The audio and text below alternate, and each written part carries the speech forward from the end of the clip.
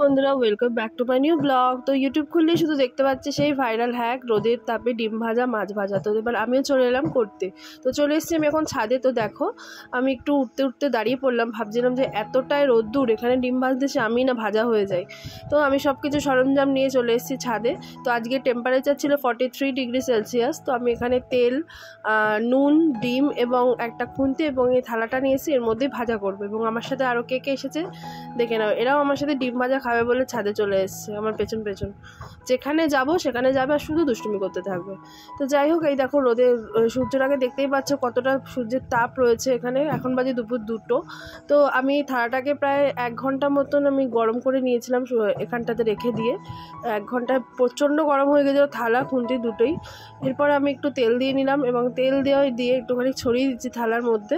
তো এরপরে এই তেলটাকে আমি থালার মধ্যে দিয়ে প্রায় 45 মিনিট মতন আমি রেখে কিছুক্ষণ বাদে আবার এসছি, কারণ এখানে তো বসে থাকা যাচ্ছে না, এতটাই রোদ্দুর। তো আমি এটাকে ভালো করে থালার মধ্যে ছড়িয়ে দিচ্ছি, ছড়িয়ে দিয়ে 45 মিনিট পর আবার এসছি। এসে এবার ডিমটাকে আমি ফাটিয়ে দিয়ে দিচ্ছি। এটা আমি যেরকম পোস্ট তৈরি হয় ডিমের সেইভাবেই তৈরি করছি, অমলেট আমি বানাচ্ছি না। তো ডিমটাকে ফাটিয়ে দিলাম। এরপর একটু এর মধ্যে সামান্য আমি নুন ছড়িয়ে দিচ্ছি, কারণ নুন না দিলে তো ডিম ভাজা খেতে ভালো লাগবে না। তো নুন ছড়িয়ে দিলাম। ছড়িয়ে দেওয়ার পরে আমি এবার এটাকে এখানে কিছুক্ষণ রেখে আমি এখন চলে যাচ্ছি নিচে, কারণ এটাকে 2 ঘন্টা রেখে দিতে হবে। আর এত রোদ্দুর আমি বসে থাকতে পারছি না। তো চলো তাহলে 2 ঘন্টা পরে এসে দেখি কী অবস্থা আছে। তো আমিও প্রায় 2 ঘন্টা পরে আরেকবার এখন ছাদে চলে এসেছি ফাইনালি এটা দেখার জন্য কি হলো না হলো।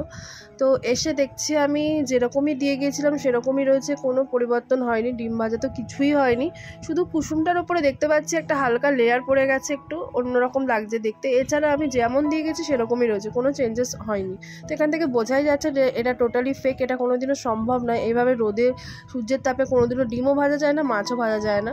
তো এবার আমি এটাকে নিয়ে চলে যাচ্ছি। আমার বেকার বৃথা হলো এতক্ষণ এই রোদের মধ্যে থাকাটা। আর তোমাদের এটা বলবো তোমরা করো না, কারণ প্রচণ্ড রোদে কষ্ট পাবে পরবর্তীকালে। আমি তো ভীষণই কষ্ট পেয়েছি, পরে প্রচণ্ড মাথা ব্যথা ছিল।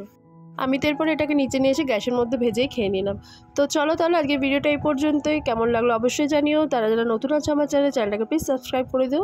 চলো তাহলে তোমার সবাই ভালো থাকো, সুস্থ থাকো। দেখা হবে এরপর তোমাদের সাথে নতুন ভিডিওতে।